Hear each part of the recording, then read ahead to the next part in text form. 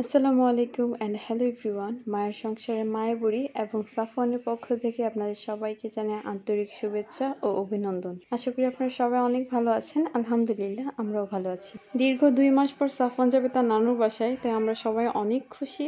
তো যাই হোক, এই যে দেখতে পাচ্ছেন এই গোলাপটা কিন্তু গতকাল রাতে আপনাদের ভাইয়া এনেছিল। আর চলুন আপনাদের সাথে আজকে একটু হেসেলের গল্প করা যাক, কেননা অনেকদিন যাবত আমার রান্নাবাড়ার কোনো ভিডিও দেওয়া হয় না। নাদিমদের গ্রামে একটা অনুষ্ঠান ছিল, সেই অনুষ্ঠানে আমরা যেতে পারিনি, সেজন্য আমাদের জন্য খাবার পাঠিয়েছিল। এখানে গরুর মাংস আর সবজি দিয়ে মুরগি, তো সেইগুলো দেখাচ্ছিলাম। আর আমি রান্না করেছিলাম ঘন করে ডাল, আর এদিকে গরুর মাংস রান্না করছিলাম, কেননা যেহেতু আমি চলে যাব বাবার বাসায়, তো নাদিম কি খাবে সেই জন্য আমি একটু রান্না করে রেখে যাচ্ছিলাম। যদিও নাদিম আমার শাশুড়ি বাসায় খাওয়া দাওয়া করে যখন আমি থাকি না, তারপরেও দেখা যায় মাঝে মাঝে ও সকালবেলা ঘুম থেকে উঠতে দেরি করে, তখন আর যায় না। তো সেই জন্য আমি এবার একটু রান্না করে দিয়ে যাচ্ছি। তো যাই হোক, এদিকে আমি ঝাল রোস্ট রান্না করছিলাম নাদিমের আবদারে, আর এই পাশটায় পোলাও রান্না করব। আর দেখতেই তো পাচ্ছেন চুলার কি অবস্থা, সবকিছু ক্লিন করতে হবে। আর আমার কিন্তু রান্না বাড়া অলমোস্ট শেষ, একদম হয়েই গেছে। এখন জাস্ট বক্সে ভরে ফ্রিজে রেখে দিব।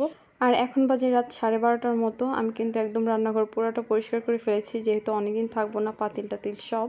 আর তারপর সকালবেলা উঠে আমরা খুব তাড়াহুড়া করে বের হয়ে গেছিলাম, যেহেতু টাইম খুবই কাছে ছিল। তো আমরা বের হয়ে গেছি সিএনজি করে শনিয়াকড়া থেকে, আর প্রচুর জ্যাম ছিল। যাই হোক, শেষ পর্যন্ত আমরা চলে এসেছি। এদিক থেকে নাদিম কিছু খাবার নিচ্ছিল, আমরা সকালে খাওয়া দাওয়া করে বের হতে পারিনি, তাড়াহুড়ার মাঝে বের হয়েছি।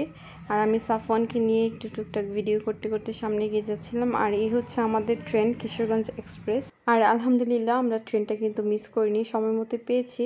তো যাই হোক, এদিকে আমাদের সিট খুঁজে বের করলাম। আর দেখতেই পাচ্ছেন নাদিম এখানে আমার ব্যাগটা রাখার চেষ্টা করছিল। কত যে বুদ্ধি তার মাথায়, মাশাআল্লাহ মাশাআল্লাহ। যাই হোক, এটা ছিল সাফওয়ানের প্রথম ট্রেন জার্নি, তাই আমরা খুবই এক্সাইটেড ছিলাম।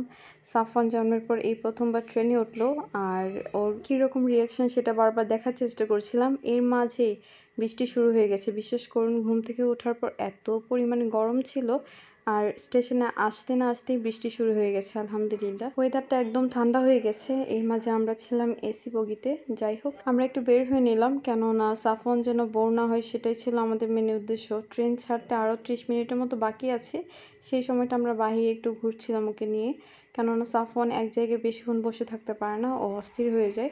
আর সেই জন্যই কিন্তু এবার আমরা ট্রেনে যাচ্ছি, কেননা ট্রেনের মাঝে হাঁটাচলা করার মতো সুবিধা আছে। অন্য ক্ষেত্রে দেখা যায় যখন আমরা ঢাকা ফিরছিলাম মাইক্রোতে করে, তখন ও অনেক বেশি বিরক্ত হয়ে গেছিলো।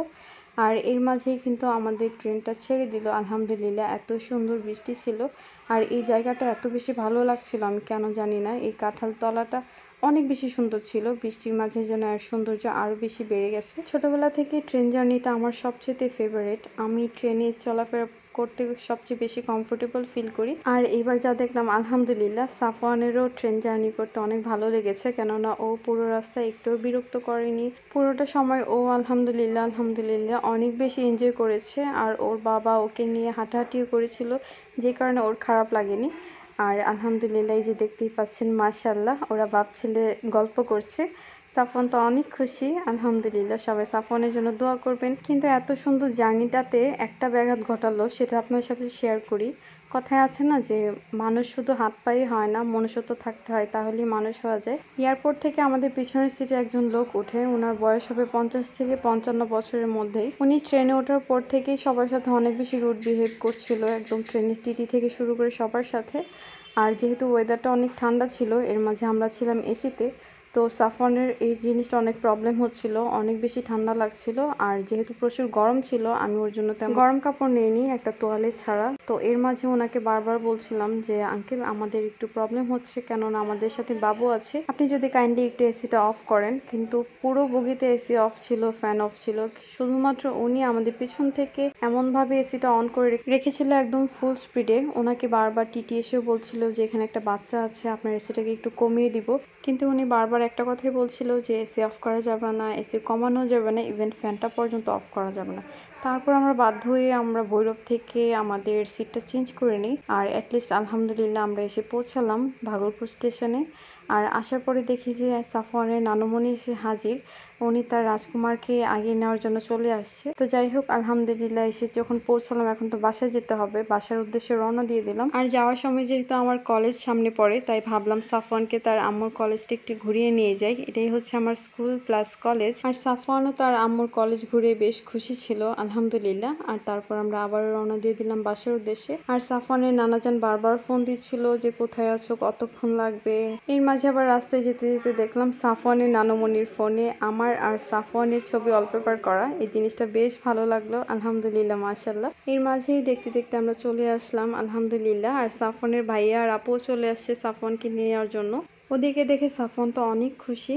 আর আমি যেই না নামলাম, এমনি দেখি পূর্ণ একটা বিড়াল নিয়ে দাঁড়িয়ে আছে, আর সাথে একটা মুরগিও ছিল। আর ওকে দেখে কিন্তু আমার মায়ার বুড়ির কথা মনে হয়ে গেছে। মায়া বুড়ির মতো ওরও কিন্তু মাশাআল্লাহ অনেক তেজ আছে। যাই হোক, এখন বাসায় যাওয়ার পালা। আলহামদুলিল্লাহ, এত শান্তি লাগছে, নিজের বাড়ি, নিজের এলাকা। এখানের বাতাসের গন্ধটাই অন্যরকম, যেন একটা শান্তির ছোঁয়া। আলহামদুলিল্লাহ, আলহামদুলিল্লাহ। আসার পর থেকে মনটা এত ভালো হয়ে গেছে। আর সাফওয়ানের নানা তো সাফওয়ানকে পেয়ে এত খুশি, ওনার মুখের হাসিই পড়ে না। সবাই সাফওয়ান এবং সাফওয়ানের নানা নানুর জন্য দোয়া করবেন। আর বাসায় এসে ফ্রেশ ট্রেশ হয়ে একদম এখন গরম গরম ভাত খেয়ে নিচ্ছি।